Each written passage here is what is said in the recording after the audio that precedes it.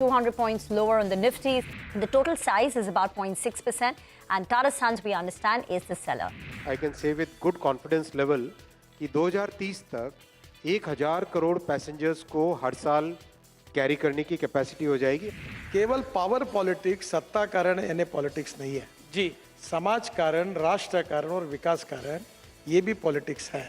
Essentially what we are picking up is that they will be allotted 10 seats by the BJP.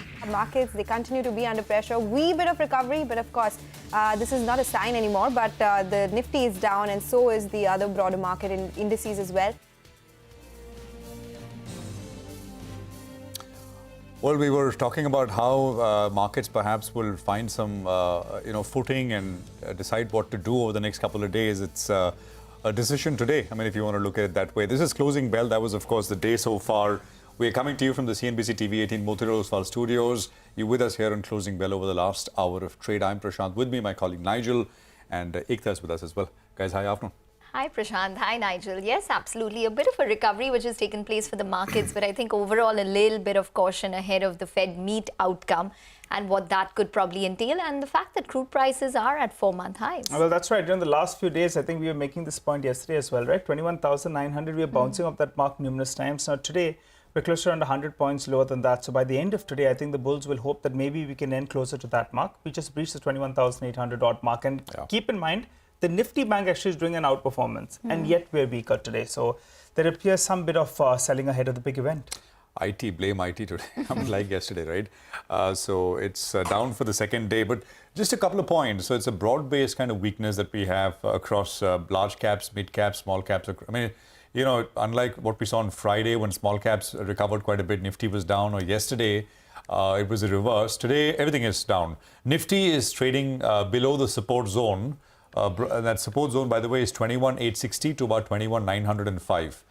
So we are trading below it. Hopefully, by close, at least you'll get to the lower end of that range, which is 21,860. IT stocks for the second straight session are the biggest drags. And I mean, yesterday was Coforge with that 6% knock. Today it is ITC. I think the last I checked was down about 4%. Bank of Japan, that big decision has come and gone. It says expected a hike. But the price action, the reaction on the back of it is interesting. So, they hiked interest rates, but the Bank of Japan also said that they will continue to buy Japanese government bonds at the same pace as before. And that's why many are saying it's a hike, but it's a dovish hike. But they're going to buy bonds. Plus, this event risk, which was well telegraphed, that is behind us. As a result of which, the Japanese yen actually is down 0.85%, right? A hike perhaps should help the currency. The currency is down 0.85 because it was because of the two mentioned reasons. And as a result of this, the dollar index, as we speak, is up 0.5%. So the dollar has been moving up. I mean, this morning we were talking about 103, just over 103.5, and we are now just under 104 kind of levels. And this, of course, is not good news for emerging market assets broadly. Ekta. Well, yes, absolutely. And you mentioned the IT index, but the other index is the Nifty FMCG index, which is under pressure today. So that is down around 2% at this point in time. And remember that Tata Consumer, there was that CLSA note which really has shaken up sentiment, and it's pulled down the likes of Nestle as well as Britannia with it. So Tata Consumer, that stock should come up for you. CLSA is saying that it's extremely highly valued at around 50 times FY26. That stock is down around 3.2%. Nestle as well as Britannia, both those stocks are down anywhere between 2 to 3% as well. So that's the other pocket to really watch out for. But how should you position yourself in the last hour of trade? Mitesh Thakkar joins in with his closing strategies. Mitesh, hi, afternoon. What is your call in such a market where we are seeing a little bit of an intraday recovery?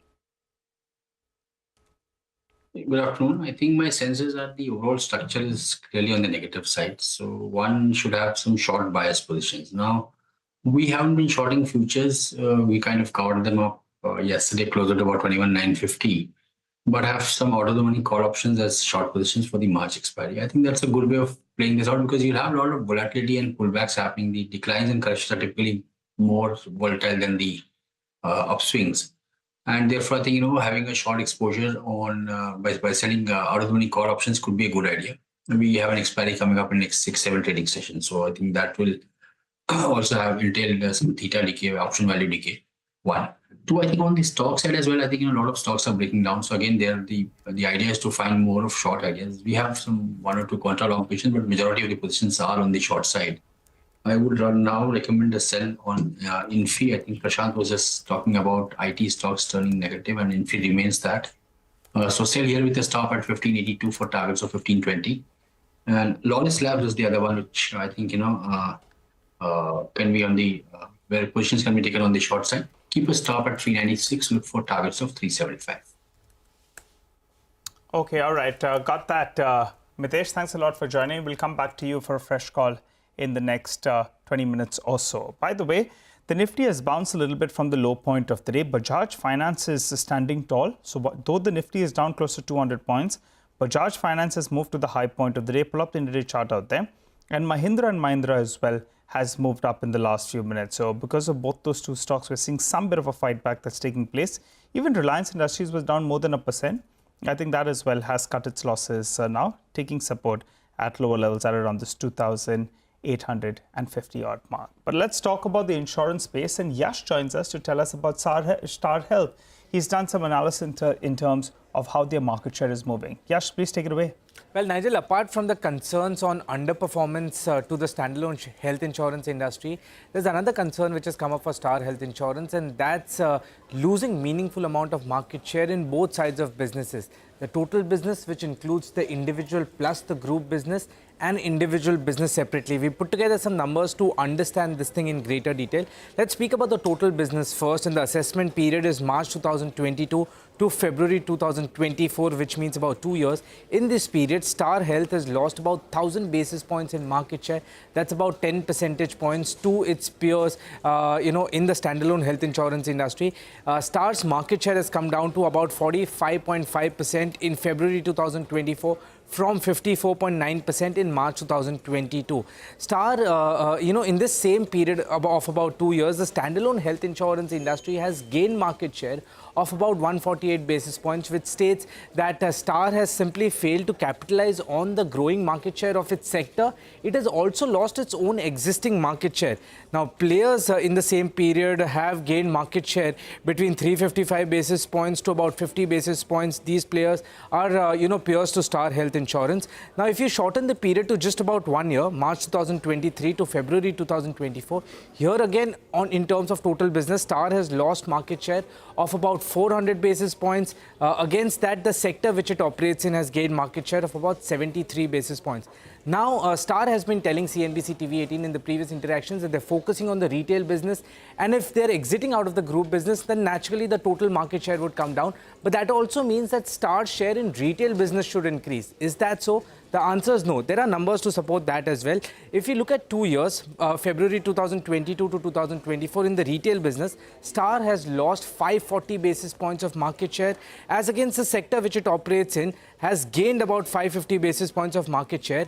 It Star's peers like Care Health has gained 233 basis points market share. Niva Bupa again gaining market share by about 265 basis points. Now in the retail business also, if you shorten the period to about 1 year, Star has again lost market share of about 350 basis points, whereas the sector, standalone health insurance industry, has gained market share to the tune of about 220 basis points.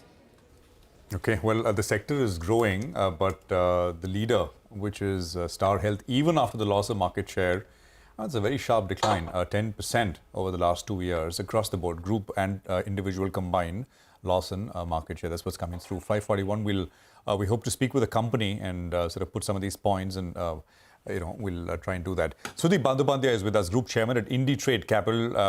Sudeep, good to have you with us here. Good afternoon. I don't know if you want to sort of react to some of the data points that Yash put out on Star Health, and what's your view?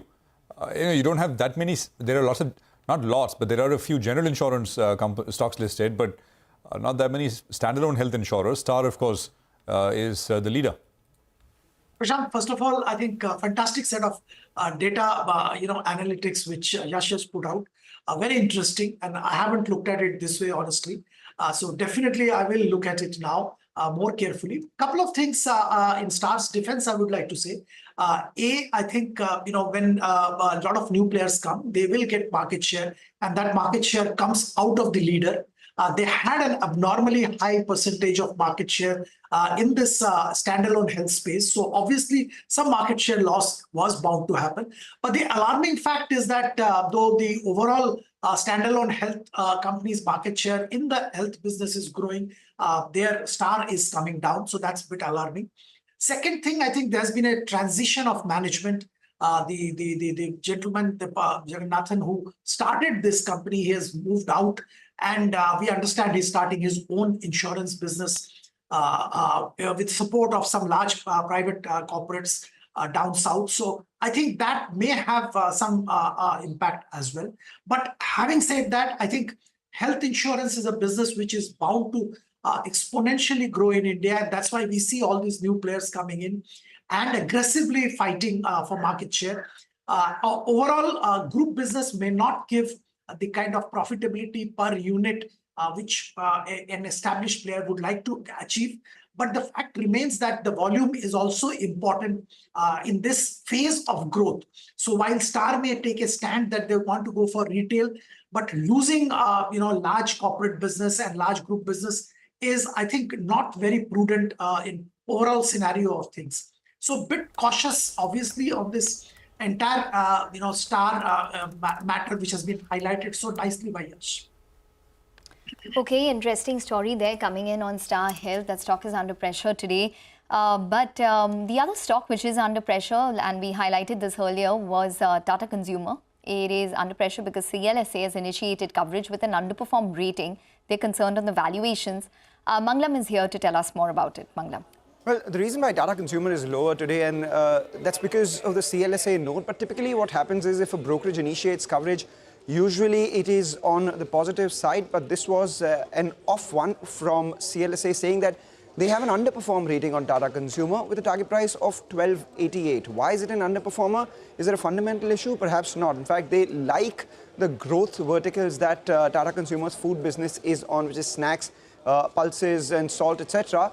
They expect the company to compound their revenue at 15% over the next 3 years.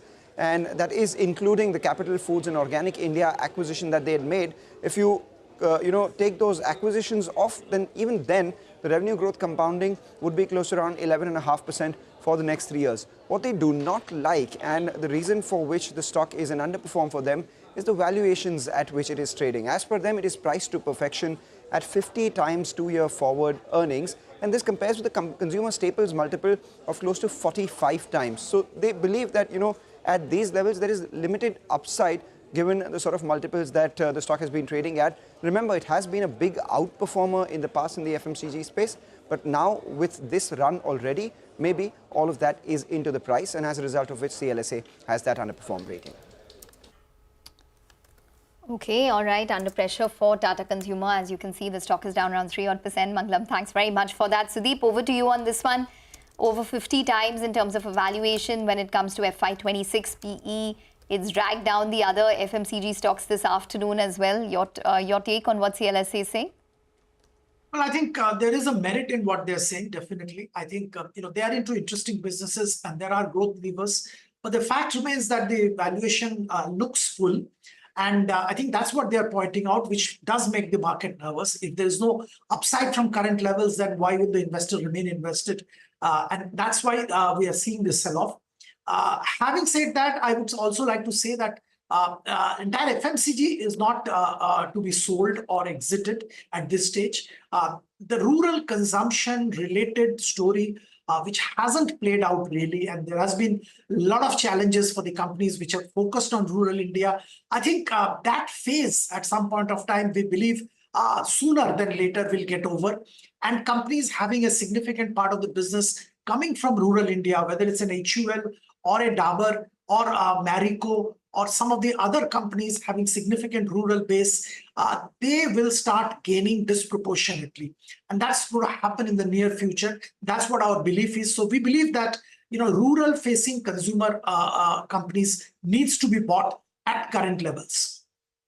Okay, all right. Stay with us, Sudeep. Before we go to play you some bites of what we heard from the MGL management, I just want to pull up a few stocks. Torrent Power, now the stock is up close to 4.5% in a weak market.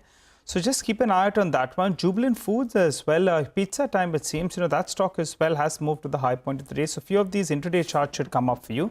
And APL Apollo Tubes as well, has moved higher. So some of the top F&O traded stocks that are moving up on fairly decent volumes.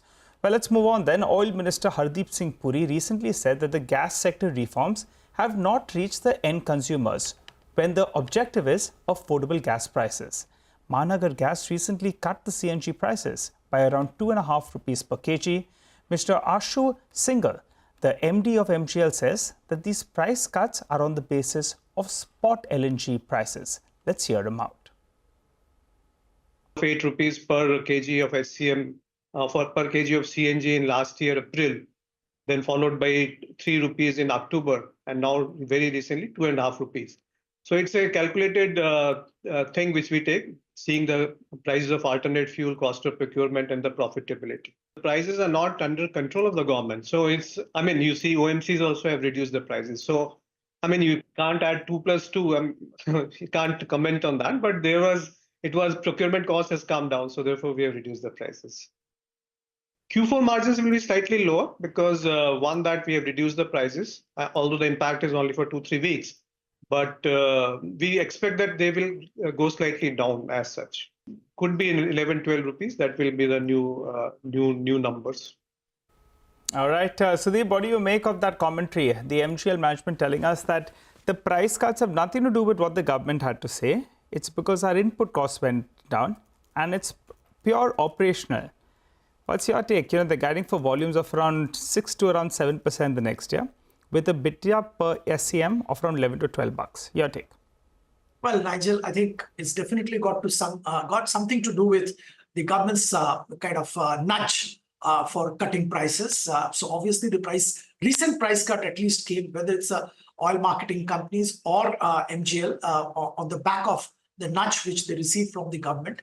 But having said that, I think the fact also remains that the prices, crude prices and the gas prices particularly has come down, and it warranted some reduction for the consumers as well. And that's what pretty much is happening. As far as the margin is concerned, I don't think this particular reduction of 2.5 will have a significant impact on the margins because their input costs also have come down. So at this stage, there is no impact. But if the global prices move, I think there will be challenges. As far as the signals coming from the government, I think it's a bit mixed. While the minister mentioned this, PNGRB has been also mentioning, amongst other things, that the penetration of gas hasn't happened as what they would have expected, and that penetration is critical. Now, if you have to have the penetration across the country in a meaningful manner, I think reduction beyond a level probably will not achieve that objective, because the companies needs to be incentivized adequately for taking the distribution of gas to the interiors of the country. So these two objectives have to be matched and married somewhere to ensure a fair and just pricing, as well as a fair and just reward for the shareholders of these companies. Okay, what we'll do is we'll take a quick commercial break here, and we'll come right back, Sudeep, with more. 21,840 is where we are at. Abhiram Elaswarupu from BNP Paribas India will also with us and join the conversation on what's happening in markets with his own thoughts. That's also lined up in just a bit.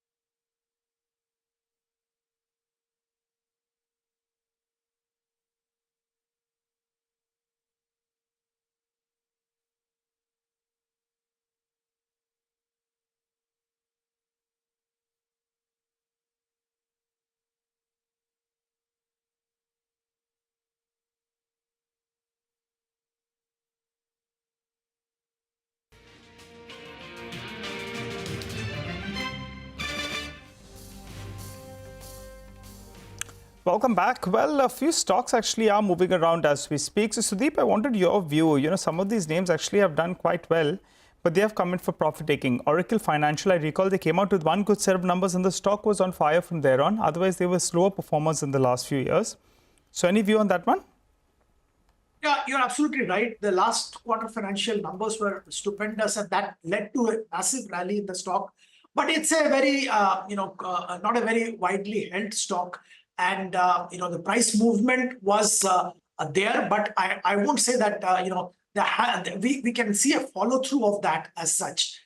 Yes, there are a lot of excitement in the overall space in which Oracle Financial operates. But I don't see too much of upside from here on for the stock. So it will be a steady performer, but not the kind of rally we had seen in Oracle Financial earlier. There will be a repeat of that.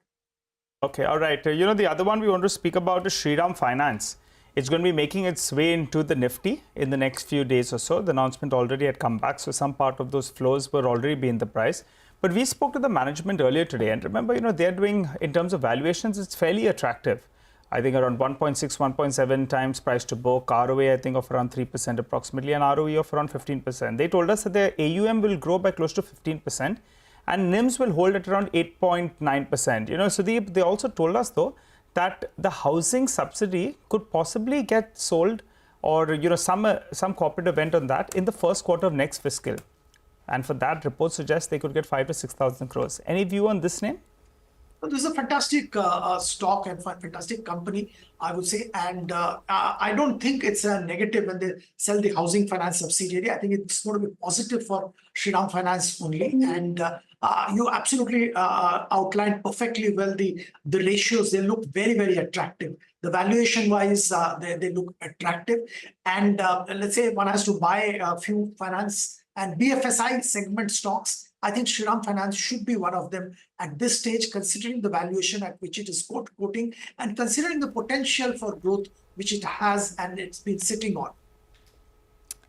Okay. All right, Sudeep, we're going to let you go on that note. Thanks very much for joining in and giving us your take on a whole host of stocks this afternoon.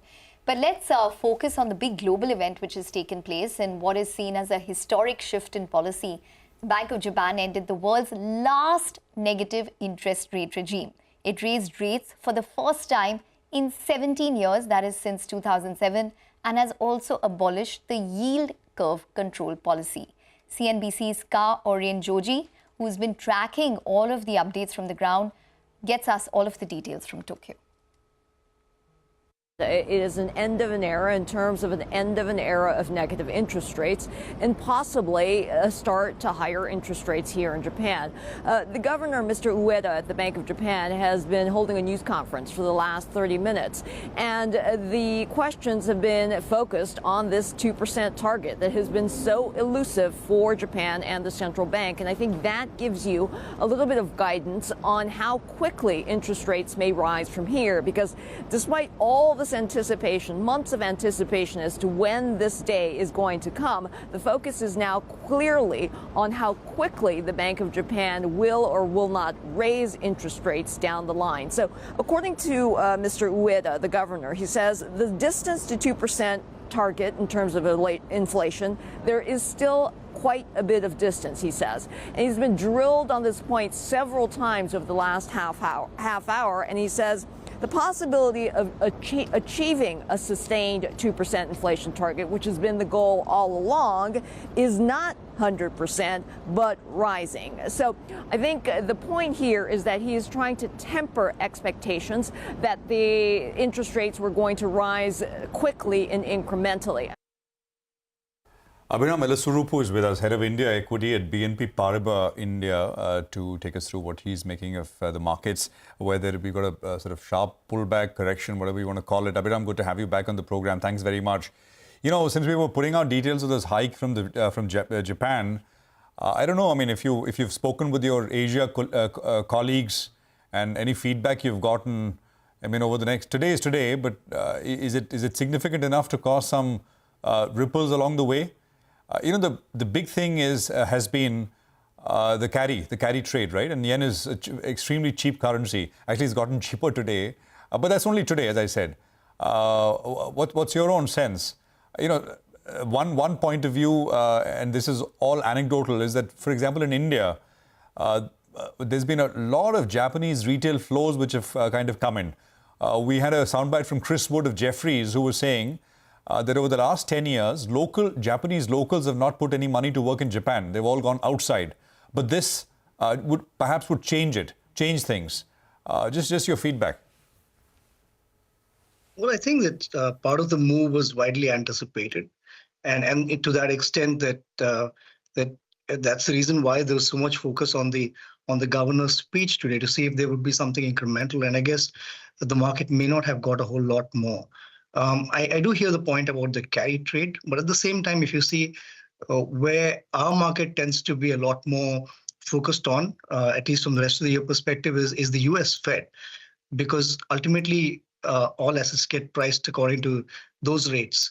And what we think will happen starting June is rate cuts, maybe about 3 of them through the end of the year, and maybe another 3 more in the next year. So you'll probably see about 25 bip cuts every alternate meeting.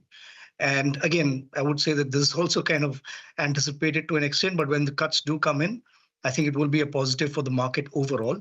Between now and then, though, of course, if it becomes more difficult to move out of Japan, move money out of Japan, maybe that will have some kind of an impact. But I think the broader focus here would be on the US Fed.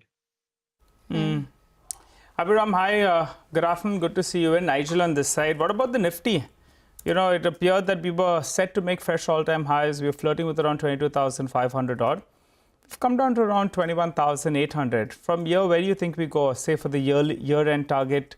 And in case we need to go for correction on the headline index, how severe could it be?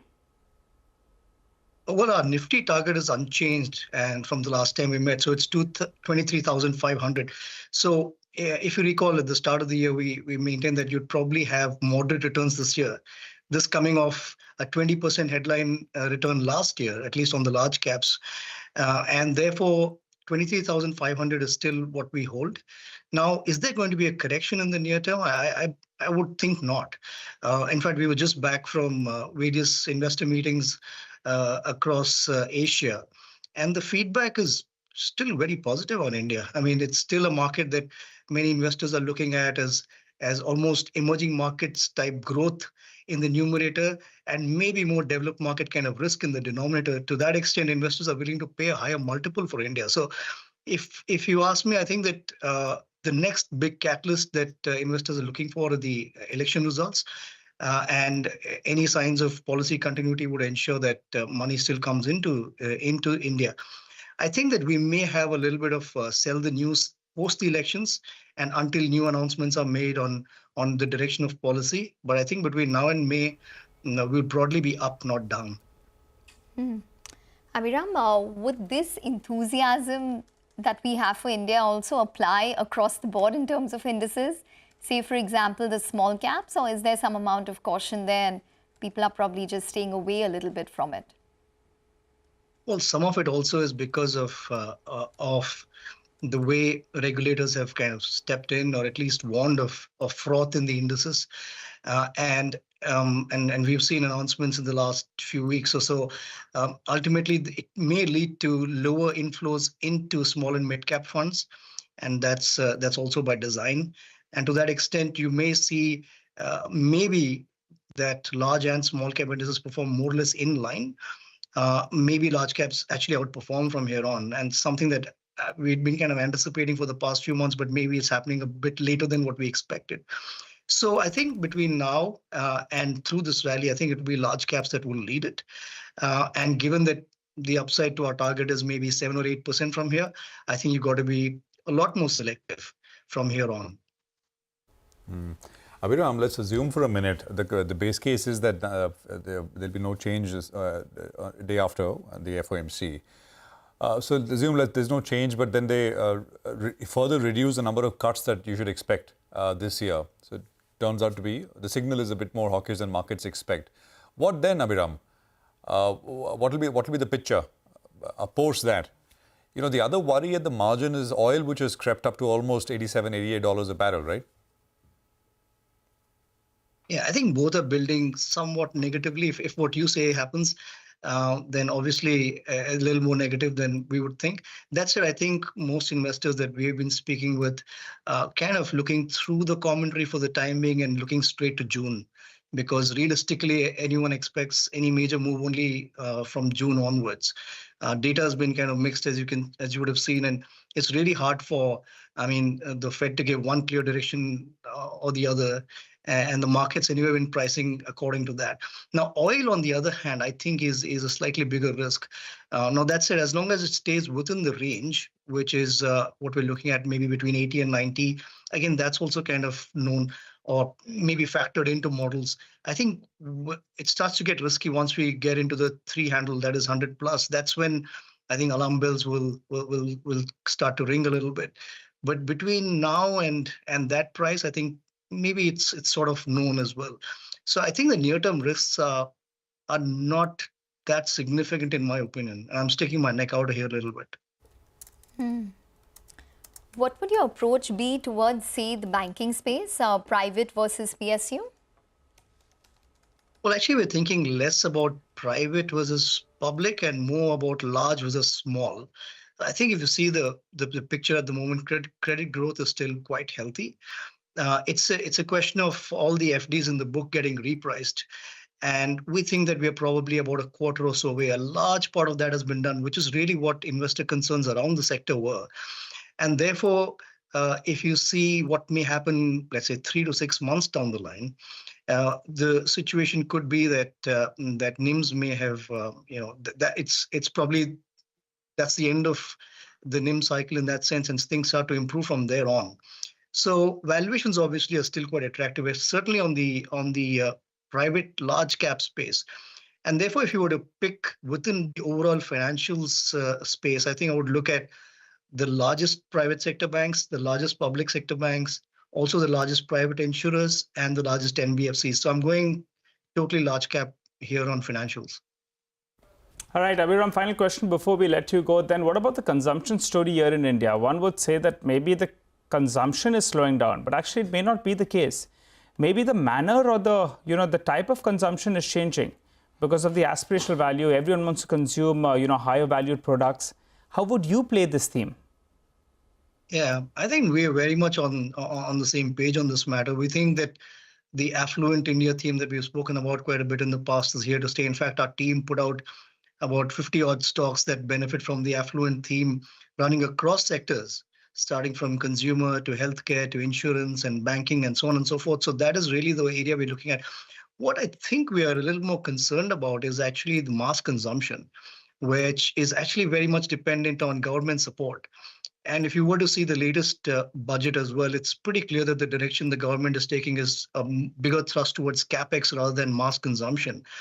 And so to that extent, I think that that stocks that are plays on that could possibly underperform. So that may include FMCG, maybe even two-wheelers to an extent tractors. Those are the areas I think would be a little more careful about. But the affluent theme, I think we're still quite positive. I think it's just not a one-year theme. It's going to be a 3, 4, 5-year theme from here on. Okay, all right. Well, that's on the consumption story. Just wanted your thoughts, say, on the entire pharmaceutical space as well, Abhiram, because, a lot of these stocks have run up and valuations probably have reached a heightened level now, maybe close to their historic averages or even beyond that. But would you see further upside within the pharmaceutical space? Well, it kind of split the overall healthcare into 3 parts. So first, like you mentioned, pharmaceuticals, stocks have done really well. But again, bear in mind, a lot of that have happened through one-off opportunities. And as we start rolling forward into the next year and the year after, maybe investors will realize that that some of the one-offs may not repeat. And that's the reason why they're one-offs. And for that reason, I think that the stocks may start to cool off a little bit. On the other hand, both hospitals and diagnostics fit very well within the affluent theme. And so we still like hospitals and diagnostics. So therefore, as investors taking maybe a 3 to 5 year view on the space, we'd much rather go in that direction rather than on stocks benefiting from these occasional or one-off themes. Okay, all right, Abhiram. Always good hearing your thoughts. Thanks so much for stopping by and filling us in with all of those details. Look forward to having a chat with you in the near future.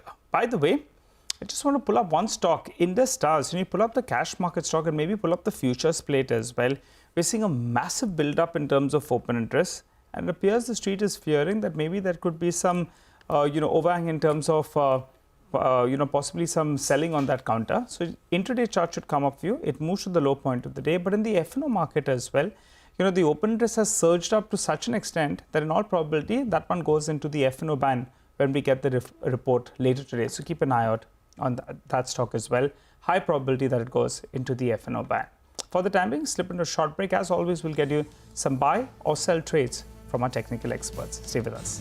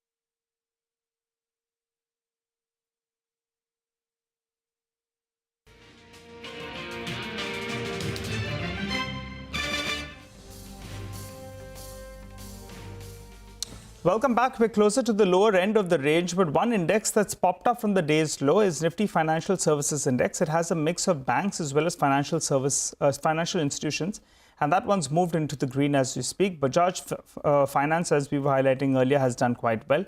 And the last few minutes, I think HDFC Bank as well, that large weight in there, that's woken up, which will lend some support as well to the banking and the financial, financial related institutions. Just take a look at that. That one spiking up, large weight in there, helping the Nifty Bank as well. Well, TCS, that's the top loser today, following the large trade that we saw earlier today. Rima joins us to give us a quick recap of that large trade. Rima? Thanks so much for that. So TCS is under pressure because there was this large block deal of about 2.2 crore shares which took place in the morning. at an average price of 4,043.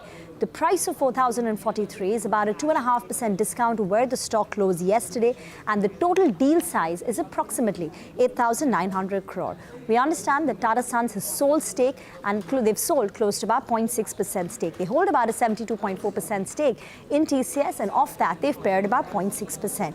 But the rest of the Tata Group stocks should also be on your radar, because if Tata Sons wants to de-lever further and they look to monetize their stake in the other Tata Group stocks, then this is what the shareholding looks like. So they hold more than a 40% stake in Tata Power, Tata Motors, as well as Tata Elxsi, and close to about 32% stake in Trent, Tata Steel, and Tata Chemicals. Rima, thanks very much for that. Now, shares of AB Sun Life AMC are also under pressure following a stake sale from the promoter entity. Vamakshi is here with more details on this one. Vamakshi. Well, absolutely. AB Sun Life AMC under pressure today, and that is because the promoters of the company are likely to sell 11.47% stake via OFS today and tomorrow. Now, keep in mind the promoters of AB Sun Life include AB Capital as well as Sun Life India AMC Investments, and the base size of this OFS is at around 7% with a green shoe option of almost 4.5% in case of oversubscription. Now, the floor price of this OFS has been determined at 450 rupees per share, which is in fact at a discount of almost 5% to the closing price yesterday.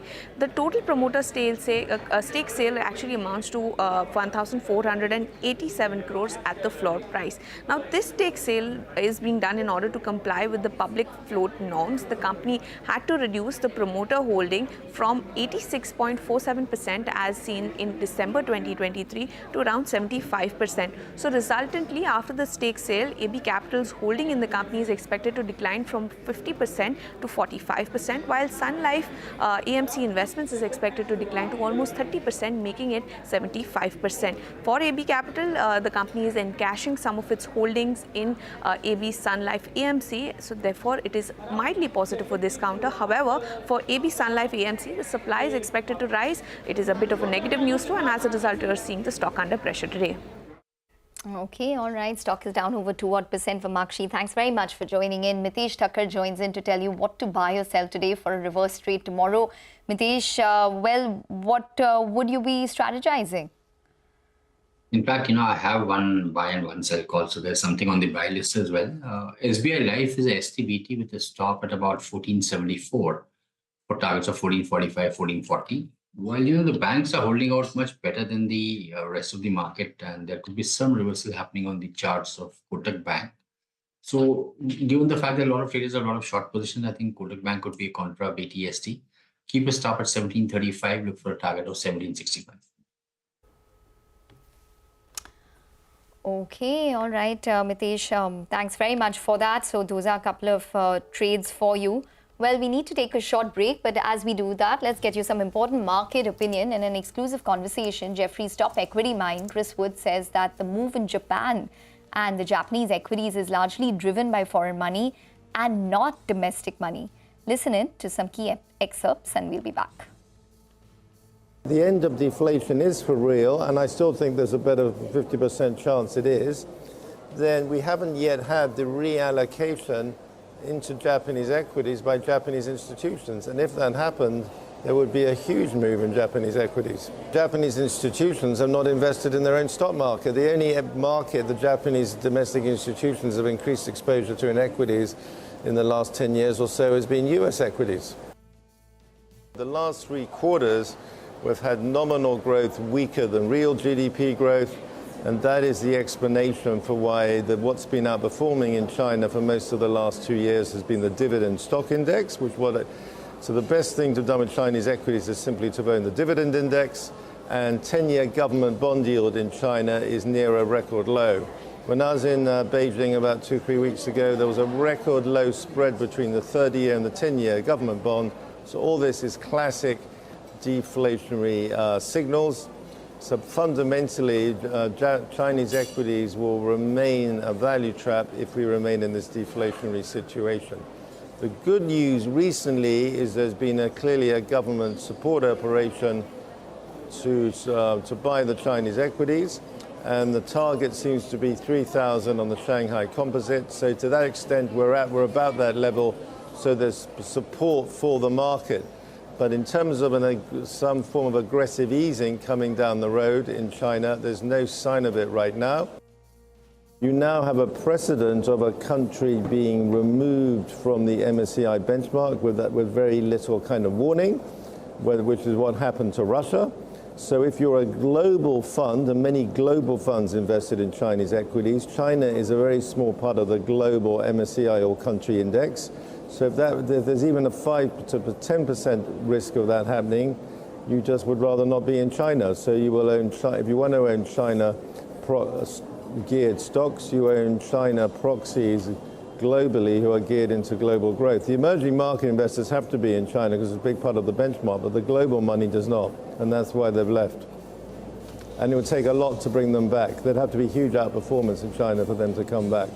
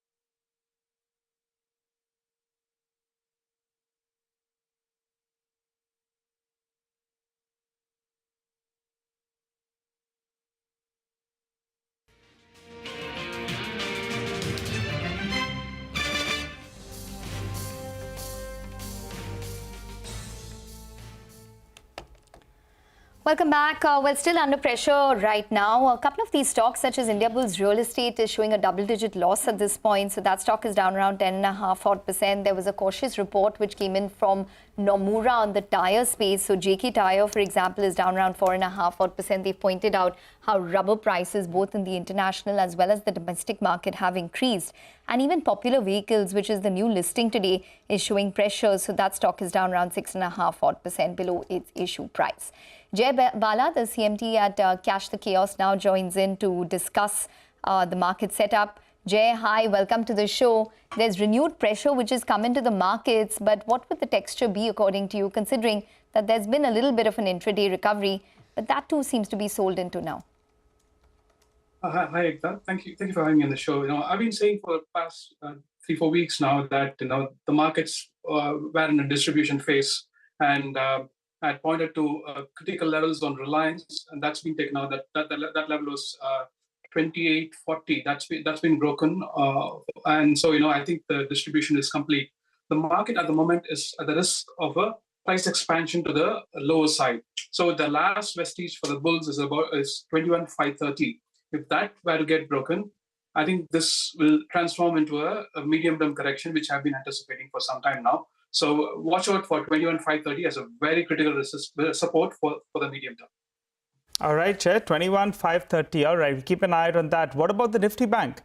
Today, it's at least doing a relative outperformance. How do you see this one panning out? What are the levels we should track? Yeah, that's right. See, the Nifty Bank is, probably waiting for the Nifty to catch up. It's been an underperformer for some time, and it's been marking time for Nifty to catch up with it. So, but it's holding above support, like you correctly pointed out. 45,600 is a very important support for Nifty Bank, and 28,600 that's the support for the private Nifty Private Bank. So watch out for these two levels. At the moment, these two are holding. I think once State Banks starts to crack, I think both these indices will start to crack. Jay, you look at Elliott waves, right? That's right. So there is some have highlighted this ending diagonal on the Nifty. Is that something you're kind of watching as well? It's already happened, and it's a rare occurrence. The last, I think, you've got to go all the way back to 2007-8.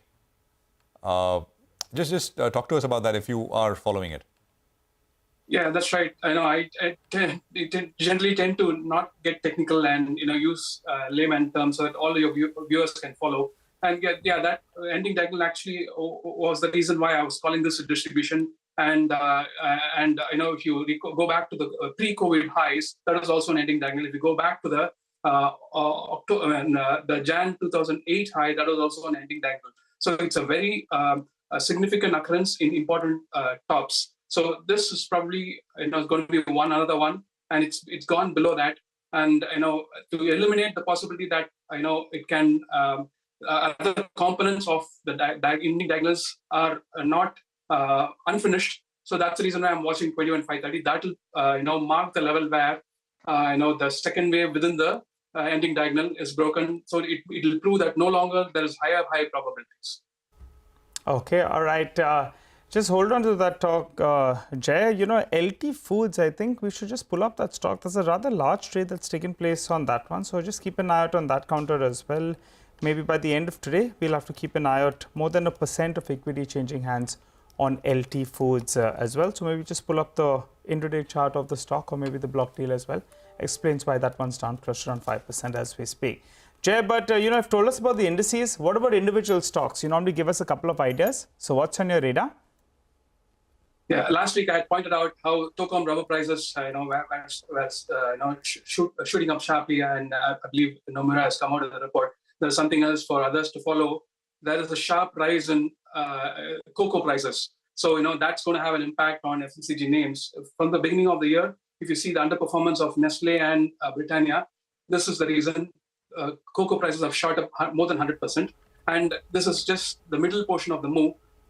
Probably after further consolidation, you'll see further higher highs to come through for cocoa. So I'm bearish on Nestle. Nestle with a stop loss of about 26.53 for a drop to about 20.40.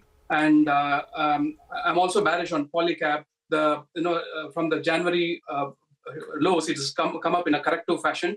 And the recent high of about 49.95 is a stop. And this has potential to drop sharply to 3,500. And I'm bullish on MRPL. MRPL has got an unfinished up move. The high it saw last year, it's an incomplete move in my opinion. So probably it will hold 180. That will be the stop loss for it, and probably go to record highs past 290. Okay, all right. Well, Jay, just hold that thought. Let's get in some opinion then to discuss the current market outlook, demand trends and recovery in the rural economy. We did speak to market expert Mahesh Patel, CIO at Aditya Birla Sun Life AMC. Let's listen in to what he had to say. while overall outlook still remains fairly robust, there has been some amount of slowdown. I mean, not slowdown, I would say, but the recovery, what we are looking at in the consumption is slightly tad weaker. So I think in this backdrop, some moderation is something which I would say is a welcome thing. I don't see, especially the Nifty, I don't see any very large correction. We will have to see how the rural economy picks up, right, post-elections and the monsoon. I think that will be critical in the next fiscal year for overall drift up across the sector. In the commercial vehicle space, we are seeing some amount of kind of a moderation now after 2 years of very strong growth. So that's a sector which could probably kind of underwhelm on the downside is what we think. The IT sector is another sector which has, I mean, there are a lot of expectations of a rebound into the next fiscal year, but I think it might take another quarter, okay, when we see a meaningful recovery over there. So there again, the commentary from the frontline companies is while order inflows are there, but I think the execution, I think the pace, I think that will take some time. Okay, so that's some opinion coming in from Mahesh Patil. Jay Bala is still with us. Jay, wanted your thoughts on a couple of these PSU banks. They continue to sell off. It's been a rough month for a couple of them. Case in point would be something like a UCO, which has lost around 12% of its market cap, IDBI, which has lost around 7-odd%. Any value at these levels? See, UCO Bank probably has an unfinished move past 72, but I doubt if the mainline indices crack. This can, continue higher in this leg of the move. So I'll be a little bit cautious, but watch out for it holding. I warned about Bank of Baroda being toppish last time when it was close to its record highs. So that's also weakening. So, I think once SBI starts to go below the round number of 700, I think most of the PSU banks will follow suit. So, I'll be, even if there is a bullish unfinished move in names like UCO, I'll be a bit cautious on PSU banks. Okay, all right. Jay, I remember last time you had given us a view, I think, on NASDAQ as well as NVIDIA. The global action is going to take center stage for the next 48 hours. So what's the view out there? Yeah, that's right. I think NVIDIA has probably topped, but we need confirmation. If NVIDIA were to print 823, that's going to signal that no more higher highs are coming through. But as long as 823 holds, there's a possibility that there is one final high to come through for NVIDIA. But it's already gone parabolic. So a lot of caution out there. It had a key reversal day last Friday. So, and it's become a very important macro. So, it's a very important stock to track. And the most important, event that's happened today is the breakout in USD JPY cross. That's actually propelling the dollar index past the downtrend line from the 2022 highs. So watch if the dollar index were to close above 104, it'll cross a weekly trend line. So it's an important event that's happening here today. No, we were highlighting that earlier. And actually, the dollar is strong not just against, actually the dollar index itself, so it contributes against a wide variety of currencies. And they take that point on NVIDIA, right? NVIDIA is like the Tesla of 2021. So it's not just about Tesla, but what it represents. And here, of course, what it represents is this big move led by, those large 6 or 7 stocks. It's been called, the Magnificent Seven, the tops, the large AI stocks or whatever.